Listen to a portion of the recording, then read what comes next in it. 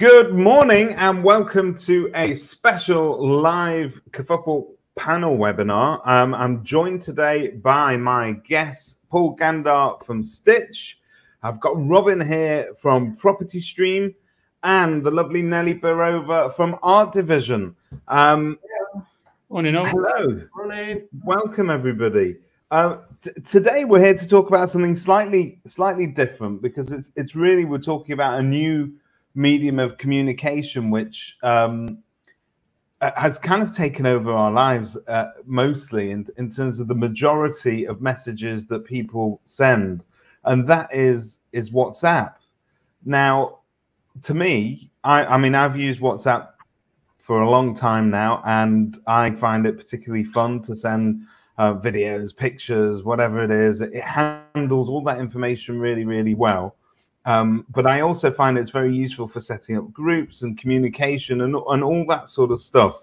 But if you would have said to me sort of a couple of years ago, WhatsApp is going to be embedded within your business and you're going to use it almost like you've been using email communication to talk to your clients, I would have said to you, no, there's just no, I don't think that's going to happen. There's no chance. It would have become like the SMS of the day, which was, it's okay to send a viewing confirmation by SMS, but are you really going to have a detailed conversation? But that seemingly has all changed. So, Paul, maybe you kick us off because this is your forte. Tell us how that has changed. Yeah, so as you say, for years, estate agents and a lot of people in sort of the B2C community, staff have kind of gravitated away from using email because they're getting better, quicker results in WhatsApp. But the problem that has created, obviously, is lack of visibility to the business from a compliance point of view. So WhatsApp, Facebook bought WhatsApp for about $19 billion 5 years ago. And I think they've been kind of, how are they going to monetize it? And what they've done is they've released something called the WhatsApp API, but without worrying about the complexities of that, what it means is it's going to enable a business to connect their sales and service teams to consumers over WhatsApp. So suddenly now, and I think it's becoming more prevalent as each sort of quarter goes by, we notice more and more brands, but you know, Cinch, the online car dealer, you go to their website, WhatsApp it sits alongside phone number and email us. KLM Airlines, a lot of these big brands are now getting onto the fact that they can open up their teams to consumers over WhatsApp, and then that channel now enables consumers to speak to businesses. So yeah, it's all beginning to change, and WhatsApp are rolling this out globally. And what we've understood is that the way that estate agents work are slightly different to your typical call center, like at KLM or Cinch. They are distributed sales and service teams. So we've adopted our software around that WhatsApp API to open up the channel compliantly for agents to, as you say, it's not just an SMS going for a reminder of a viewing. It is full-on conversation from start to finish. Fantastic. So I suppose we should address the elephant in the room. Robin and Nelly, it's so good to have you together on the same panel because for people that don't know, they might assume that you are competitors, if you like, in the supplier field, because you both do very similar things in terms of branding and websites that you provide for estate agents. And it's great to have you both on this debate.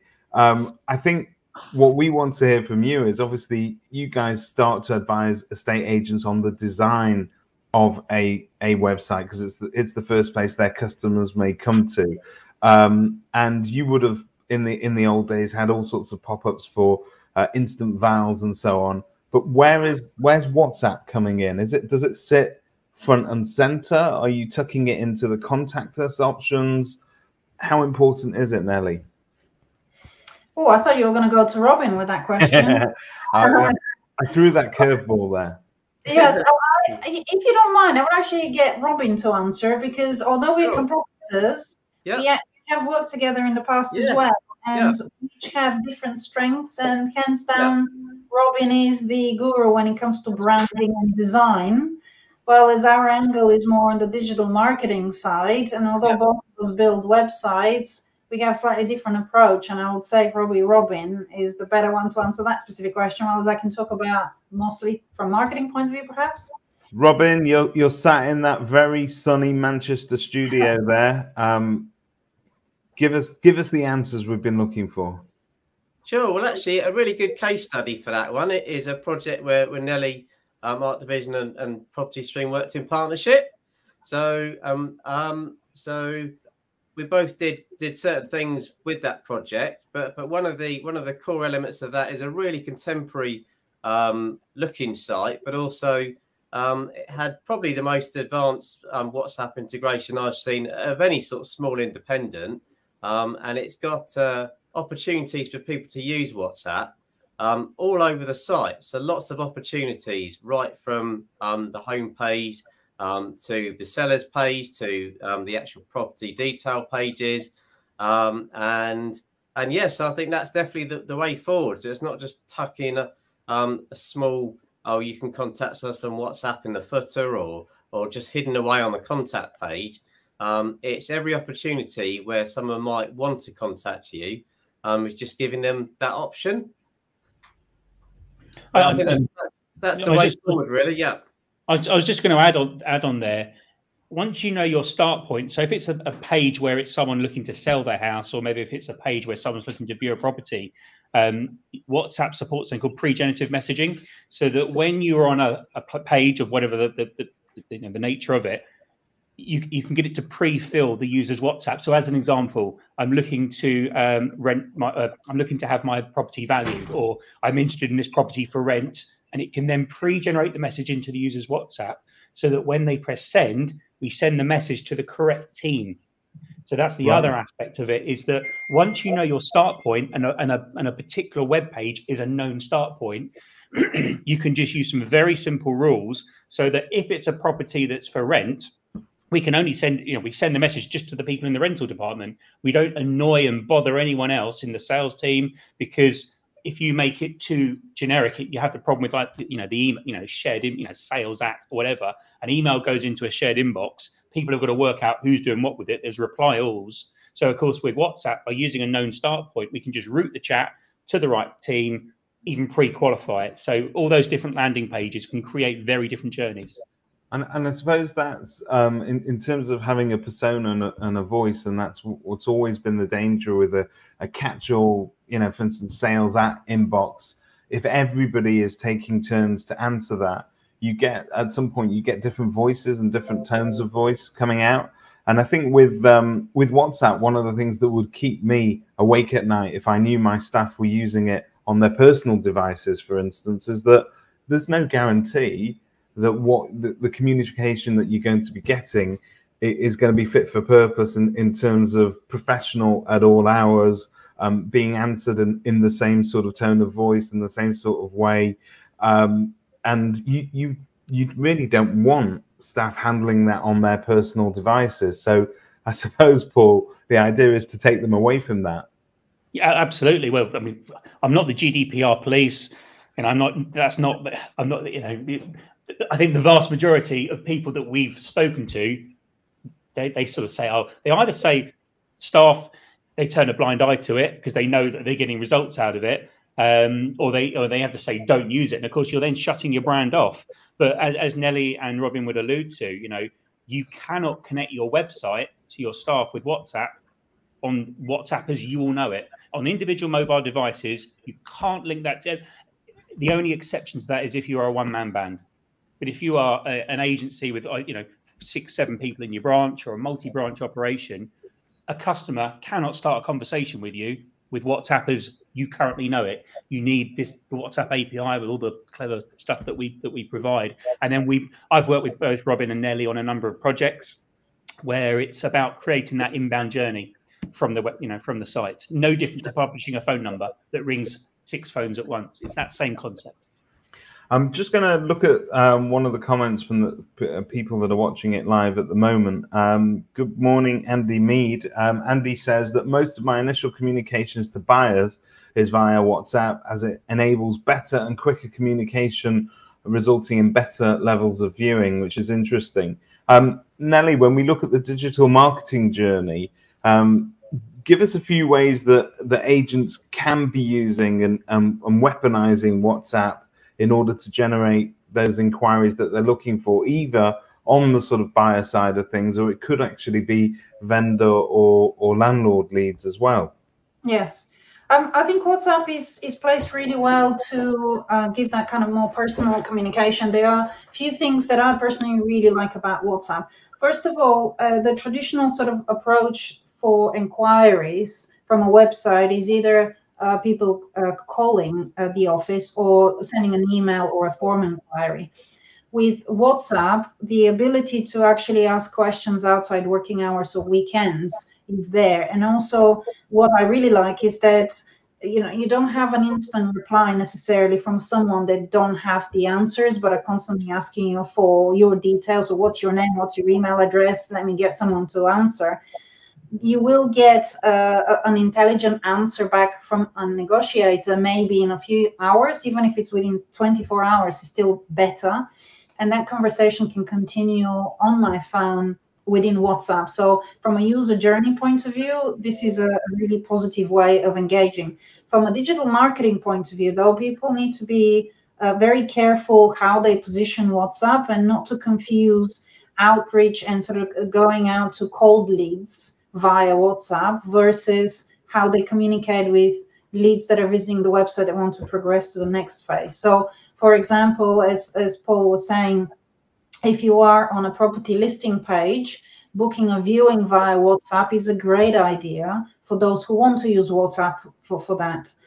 If you are on a valuation page, if people want to book a valuation via WhatsApp, then that's a great way to progress them. If, however, you have a database of mobile numbers and you want to broadcast an offer, I don't personally believe that WhatsApp is the right platform for that. Another way you can use WhatsApp is email marketing. And if you have a database of email addresses that you're nurturing over a long period of time, one of your calls to action could be to WhatsApp a question or you know, talk about a specific issue that the user is having. So again, that's something, another channel that WhatsApp can be integrated really well, and it works quite well for the next logical progression. So think of the journey from a user's point of view and what makes sense. And if WhatsApp makes sense, then put it on the page, put it on the emails. Maybe even when you're using social media and you're broadcasting something, if WhatsApp makes sense, and put it there. If it doesn't, then don't, because it doesn't tick all the boxes from that point of view. You have to be careful how you use it. But it sounds, Paul, like there's, from what Nelly's saying, if you do sort of make that crossover between sort of the email marketing and WhatsApp, where you're using WhatsApp to sort of interact and engage with them. Let's face it, email marketing is still very effective, but the open rates aren't what they used to be. WhatsApp is much more likely to be read on a personal device, isn't it? Yeah, I mean, so Nelly was sort of painting a picture there of various different start points in the journey, all right, the funnel. And as Nelly rightly said, you don't go bulk broadcast. Yes, it's got the great open rates, but you don't want to use it there. So it's kind of a double-edged sword. WhatsApp, they don't want it to be used for spam. There's things that go in the background where they rate the quality of the business, basically. They can tell by open rates. So it's not in their interest for anyone to go broadcasting out.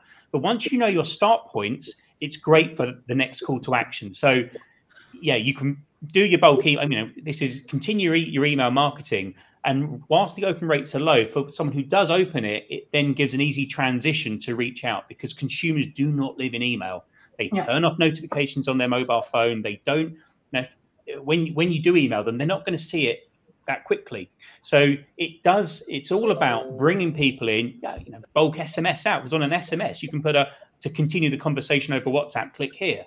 So SMS has good open rates because there's much detail you can put in it. So it is a mix of marketing, but it's all about then automating it further from there. So every email you send out of a particular, it could be to try and find landlords. Well, you can then prompt the response to then pre-qualify, ask questions, then hand over to the right team. And of course, that automation journey will be very different from, say, just a general WhatsApp button on the bottom right of a website, which is very generic. So yeah, it's all about those inbound journeys, automating, capturing, so that the right member of the team can be alerted to the inquiry. It's pre-qualified, the bots ask some questions, and you then continue the conversation and serve the customer. And do you foresee, I mean, maybe this is something for Robin to address, I don't know, but do you foresee a time when WhatsApp messaging on a website sits there and kind of replaces live chat that pops up in the corner of most websites these days?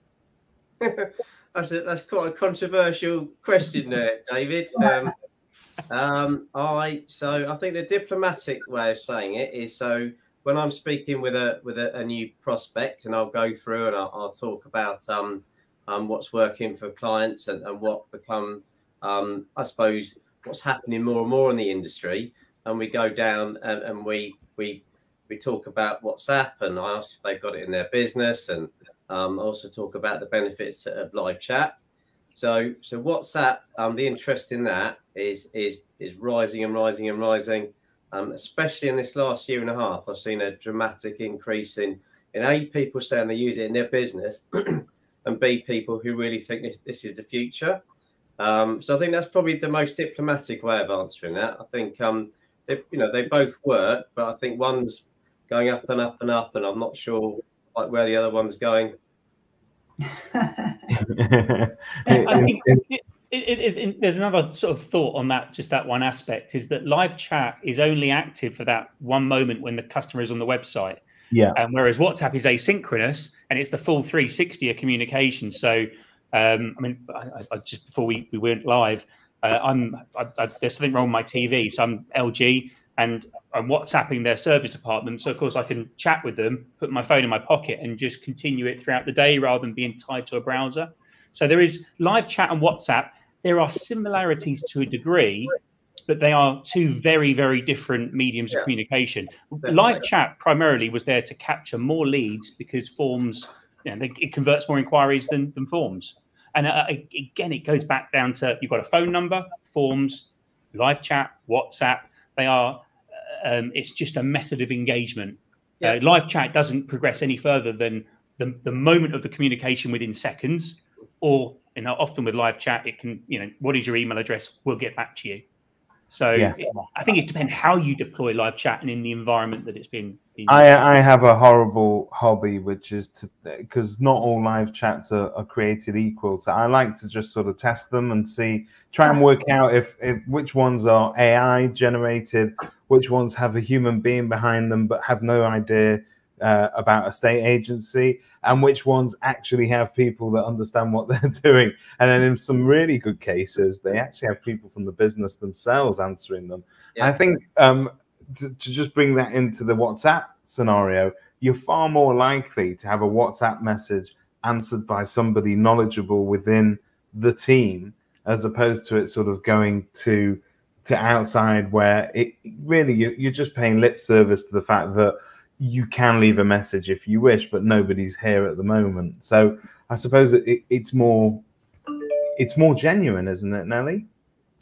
Well, that's exactly it. I've had exactly the same experience, and often I do use chat options with, say, hosting providers. When we have a technical issue and we want to chat with someone straight away to fix the problem, that's a great example of how it definitely works. But as a landlord or as a vendor, if I actually want to discuss my needs, and if all I get back are questions who I am and what I want and what's my telephone number, I'm not getting my answers there and then, the experience is not nearly as good. I had an experience with WhatsApp with Churchill. I wanted to cancel insurance, and it was Sunday. And typically I work Monday to Friday, and evenings and weekends is the time I have to sort out my personal stuff. So genuinely on a Sunday, most companies don't reply. You can't really speak with someone. And it's one of those days where you think, well, I want to deal with this, but I can't. And yet they allowed me to WhatsApp them. Within 2 hours, I had a reply via WhatsApp by someone to say that my query will be dealt with. And on a Monday, I received an email with everything sorted. So from an experience point of view, it took me a few minutes to send a text message, and I didn't have to be in a queue on the phone for 20 minutes or more listening to music to wait to speak to someone to hopefully fix my problem. the whole experience was a lot easier. And I think that this experience can be taken into the estate agency world as well, where, for example, as a landlord, I had a few months ago, I was looking for a letting agent near Liverpool, where I have a property, and I was looking for someone to take it over. And I emailed and contacted about 5 letting agents. Everyone that I called, without an exception, because it was around 5:30, 6 o'clock, either went to voicemail. One of them, the voicemail was full, so pretty much nobody answered their phone. So I then had to resort to sending them an email, and very few actually replied to that email. So again, from an experience point of view, most agents are saying, I want more leads, but majority of them are not set up to deal with more leads in an intelligent way, in a way that the consumer actually wants to be dealt with. And I think WhatsApp is very well positioned to fill in that gap. You know, you could accept questions and inquiries outside working hours and weekends and answer them when it's convenient for you as a business, and the experience will be just as good.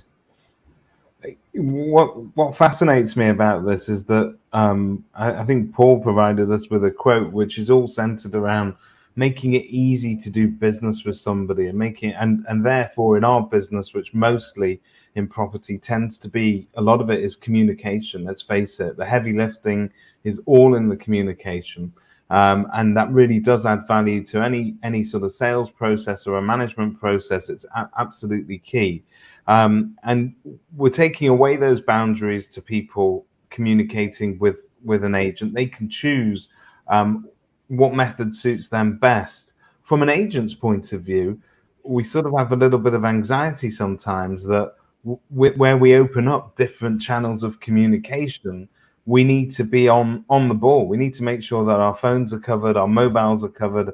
You've got email, you've got WhatsApp. I mean, thankfully, we've seen the last of the fax machines. Those have gone. But essentially, this is another avenue that you need to be on. You need to sort of be on your toes. So on the one hand, from the customer experience side of things, this is great. From the agent side of things, it may bring in a little bit of anxiety. Paul, what can you say to agents to sort of give them reassurance that you can manage that level of communication really easily? Yeah, good question. So I think the challenge that we've identified is that a lot of the CRMs, everyone wants CRM integration because, as you say, it's another portal to log into. It's another, that's the sort of the things that we hear. But the reality of it is 90% of the population are using WhatsApp. We can tell that through stats. You know, we auto respond to thousands, if not 10,000 leads a day in WhatsApp, and we see the actual delivery rate. So we know that there's a very high percentage. Consumers don't live in email, they live in WhatsApp. So there's some fundamental things we have to accept about our consumer. You're right. Then saying to the staff, well, you've now got to be managing chats from this place here. So they've got to be looking at their email. They've got their CRM open. There are all these places where conversations are happening. But if the cold light of day, if a consumer responds in WhatsApp and they're not responding in email, you've got to listen to where your consumers are. And I think over time, and we're already starting to do some integrations with some of the CRMs out there, because I think a lot of the prop tech providers, they think that without understanding WhatsApp, and it's taken, before I got in this journey, my background was telecoms and IT. So when I started this journey, it took me months and months to get my head around WhatsApp, what they're doing. And I think the mistake that a lot of people make is they think that SMS and WhatsApp are the same. They're not. They're completely different. So to get a WhatsApp integrated with the CRM, I think that will then make a big step forward. And we've been talking to some fairly large agencies with 100 plus brands who've said that the moment it integrates with their CRM, it's a no-brainer. So I think the option is: do I want to shut WhatsApp down and not use it as a communication tool? Do I want these chats uncompliantly being distributed on all these individual mobile devices, and it's just an absolute mess? You've got no idea what your staff are saying, their productivity. Or you say, okay, let's open up WhatsApp compliantly. We have to accept that we're going to have this other thing to manage. But let's face it, if the staff are already using WhatsApp on their phone, we're simply moving it from one application, i.e. WhatsApp, into an application connected to the business account. So actually, it's not an additional inbox to manage. You're just moving it from WhatsApp as you know it to the WhatsApp that we deliver for the branch. And then, yeah, the next phase is integrate it into the CRM. And you've got to, you've got to ask yourself, if you're an owner of an agency or running a team, you can't put your head in the sand and think it will go away. If you want to integrate it to the website to, bring people in, if you want to connect it to your phone system, you want to connect it to QR codes, you've got to accept that, you've got to make yourself accessible to those clients that way. So hopefully that's answered your question. That does answer the question, but you've just piqued my interest with mentioning QR codes. This is a question for both Robin and Nelly. QR codes, right? That's a bit of late 90s nostalgia for me, but they're back in fashion. I mean, you can really utilize this for mobile communication, but for marketing, all sorts of marketing programs, we're seeing QR codes crop up everywhere. Initially, they came in. I remember some agency used to even sort of stick them on their for sale boards, hoping that people would sort of take a picture of it as they were driving past. But they sort of came and went, but they are now back with a vengeance. They're everywhere. Is this a fad? Are they here to stay? Can agents really sort of use them well? Either of you. You go for it, Nelly. We put them on some boards. We haven't really put them on websites, so maybe you can answer better, Nelly. To be fair, we haven't put them on websites as well, because for me, the website is the end goal. So everything that you do is to bring visitors to the website. So there's no point putting QR codes on the website to take them elsewhere. No. But I would think that, if someone is doing flyers and boards and things like that, and they want to take people online, that's a great and quick way to take your phone to scan and then to progress them further. So I would say I'm more of a user, rather than I kind of scan QR codes rather than for us to create them, because we mostly do digital stuff. But I would imagine that maybe, Robin, you do more when you're doing print stuff. Yes, we do. You put them exactly that. We put them on flyers, and they're definitely coming on boards a lot more than now than they were, let's say, a couple of years ago. I think the difference is that if you have a QR code going to a website, it's still got to be converted by putting a QR code with a pre-generative message saying, if you've done it, so the example would be your leaflet drop in the village or the town. So, you've got your piece of card going out there. Instead of just having a phone number and email, you put a nice QR code saying, chat with us. You scan it, it pre-generates, I've seen your flyer and I'm interested in viewing having my property valued. So you can then start to do the ROI on that, because right now, when you do your leaflet drop, a phone rings in, you don't actually know how successful that's been. But of course, if it's coming on a QR code and a chat's been started, you can measure it. And it's easier for that consumer, just again, to have that ease of communication, that making yourself easy to do business with. So yeah, QR codes in all sorts of places to go, it just opens up WhatsApp, and you can even take the boards. I was speaking to one of the big board companies not long ago. And if you've got a property for sale, you could say, I'm interested in this property for sale, 25-acre road. And again, the chat would go into the branch, into the sales team. So something that Nelly picked up upon earlier, you're not wasting time passing messages on waiting for a call back. You're using the pre-generative message, because we understand it's a property for sale or for rent. We know what the location is, and we can send it through to the right branch who cover that property into the right team. And then someone in the team, you've got 4 people on lettings, the chat comes in, it's just like a ringing phone. And it's no different to a ringing phone. We're just changing the medium from a phone call into chat.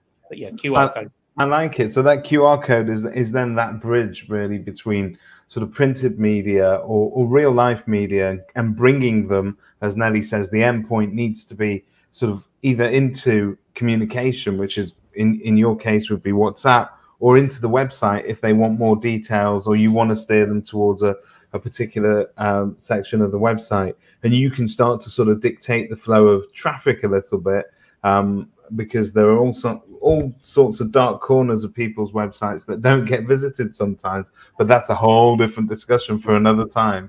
But I think this helps people to sort of really utilize those things. And I think one of the things that I picked up on yesterday, there was I don't know if anybody saw, but there was a webinar all about marketing to landlords. And one of the things that was picked up on is that agents are really good when it comes to sales marketing.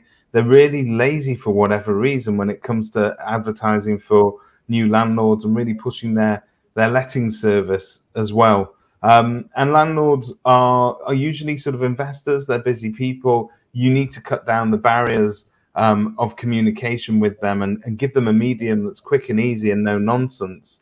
I like the idea of using WhatsApp, particularly for those kind of campaigns. I think that would really work. So yeah, it looks like it's the future. So you're all saying that WhatsApp is here to stay, and I need it on my website today. Definitely. 100%. Okay, well, that's a full Mexican wave from our panelists there. Before we let you go, I just want to ask you all sort of a bit of a general question. You've dealt with agents in 2021. Obviously, 2021 was a very torrid year for the property market. It was a great year in terms of activity levels. Nelly, from your point of view, what should be the agents' priorities now, looking forward to this sort of new year? If they could pick one or two wins, what should they be looking for? Well, actually, you're absolutely right. Last year was a really good year for most agents out there, and I think that what that's done is they've accumulated a little bit more cash in the bank account, and now is a great opportunity to use that cash and invest in assets that's going to make them even more over the coming months, because you're not going to have the market staying the same for years to come, right? Things will change, as they always do, and not every year is going to be the same as 2021 when it comes to demand. So there will come a point where they have to work a little bit harder in order to attract and convert new leads. So if they've been leveraging on the market last year, this year is time to invest in improving their assets. And by assets, I mean all the things that can generate more leads. So if their website is tired and it's not converting and it's not ranking and it can't be tracked, now that's a great starting point. If they're not running a good content marketing campaign in order to engage and attract and convert new leads, then that's another step that they can invest in. Are they running good social media campaigns, again, to engage with the people they're interested in? If you're looking for local vendors, that's a no-brainer. Landlords, it's a completely different type of campaign. They're obviously a lot harder to attract because you don't really know where the landlords physically are. So I might live in London and I have a property in Liverpool. You can't possibly run a campaign with the whole of the UK in the hope that you get a landlord with a property in Liverpool. So for landlords, having a very strong search presence, so ranking in Google as well as paid campaigns are very, very important, because when the landlords are ready to look for a letting agent, the first thing they'll be doing is Googling. So looking at who are they looking to attract, what are the avenues where they can help them grow and actually invest in those assets that will generate them the returns for months to come. So for me, that will be the advice from this year. Sound advice to start the year. And Robin, from a sort of branding point of view, again, when agents are busy, I don't think about refreshing my brand. I don't think about how my logo may look, and now is the time, right? So it's there's been some research, and we found it ourselves, that actually, you might be surprised here, but January is one of the most creative months. So with everyone's fresh, everyone's excited, looking to do different things, and quite often, not always the case, got more time on your hands. So it's the perfect time, the perfect month, and January, February, March, to people. It's a bit of a cliche, making the plans and making your marketing plans, but all getting together and doing something that's collective as a team about your brand, about your marketing, and having the energy to do that. There's no better time for it. Fantastic. So some fresh inspiration there for agents. All of Robin's details and Nelly's details are obviously on Kerfuffle, as all good suppliers should be. Paul, just to sing us out, if you don't mind, an agent that's now looking to sort of get on top of their WhatsApp communication and they don't know where to start, how easy is it for them to begin that? If I start talking to you today, when can I be using that in my agency? Two-speed answer. got to get Facebook business verified. It can take anything from 24 hours to 4 weeks. Once you're verified, we can get you up and running within a week. So it's as simple as that. Yeah, we do all the hard work. Hey, you know, we provide a service. It's not easy to go and get a WhatsApp API account. I'm sure if anyone's ever tried out there, it's not simple. We've been doing it for a couple of years now. Yeah, it's make yourself easy to do business with and effective communication. It's pretty simple stuff.